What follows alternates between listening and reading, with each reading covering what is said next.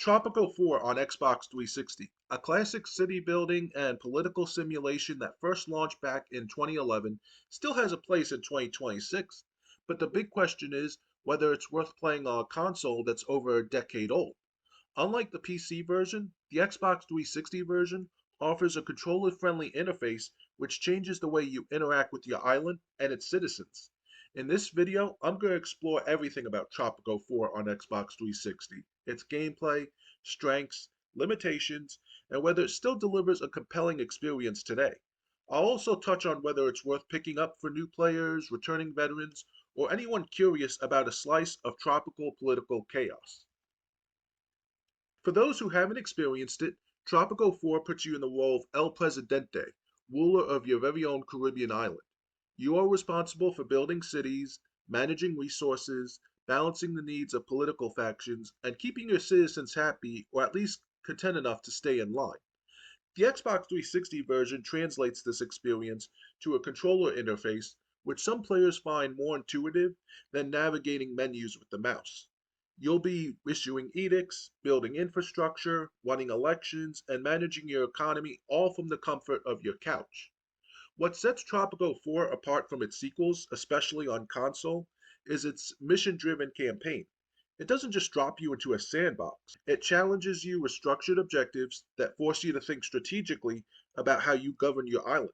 The combination of open ended city building and guided missions gives the game a depth that still feels relevant even today. Even in 2026, Tropico 4 on Xbox 360 offers plenty of reasons to play. One of the biggest strengths is its engaging gameplay loop. Every decision matters. Overbuild, and your economy may collapse. Favor one faction over another, and risk unrest, or ignore your citizens' needs and face protests. The game's faction system and political mechanics are surprisingly sophisticated, giving your choices weight and consequences. Tropico 4 also has a distinct charm thanks to its humor, satirical tone, and colorful Caribbean setting. Advisors with quirky personalities, ridiculous in game events, and election speeches filled with satire make the game feel alive in a way that few modern city builders manage to replicate. Another advantage of the Xbox 360 version is the convenience of couch play. You can build your empire without worrying about keyboard and mouse controls, and the interface has been adapted to make navigation with the controller straightforward and accessible. Additionally, the game's replayability is strong. Multiple maps, difficulty levels, and the inclusion of expansions like Modern Times extend the life of the game, and even years later, it's fun to revisit older islands or try out new strategies. Of course, Tropico 4 on Xbox 360 isn't perfect. The graphics are obviously dated by 2026 standards, with lower resolution textures, simple character models, and less detailed environments than modern consoles or PC.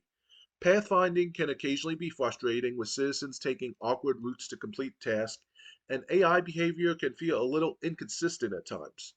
The controller interface, while functional, can also feel a little slow when managing large islands or complete resource chains. Additionally, loading times are longer than what you'd expect from modern games, and some menu navigation requires extra button presses that can interrupt the flow of gameplay. Despite these issues, these limitations are minor when compared to the core gameplay. Tropico 4's depth, humor, and mission design more than compensate for its technical shortcomings, and for fans of strategy, these quirks are often part of the charm. When comparing Tropico 4 on Xbox 360 to newer consoles and PC city builders, the main difference is scope and polish. Tropico 6 offers multi-island management, enhanced graphics, and more advanced mechanics, but some players prefer the tighter, more focused campaign experience of Tropico 4. The humor, the personality of your citizens, and the structured objectives in Tropico 4 make it stand out even in 2026. It's also worth noting that the Xbox 360 version is extremely accessible. If you still own a 360 or can pick one up cheaply, Tropico 4 is a game you can slide into at any time without needing a high-end PC or the latest console, which is a big plus for retro gaming fans or those looking for a low-stress way to play strategy. From a value standpoint, Tropico 4 on Xbox 360 remains a strong pick. It's often available at very low prices, and the hours of gameplay you get from building, managing, and experimenting with your island economy makes it a worthwhile investment. Even if you played it before, returning to Tropico 4 is a chance to explore different political strategies, experiment with faction management, or revisit favorite islands. While it doesn't have the polish or modern features of newer city builders, it more than makes up for it with personality, strategy, and replay value.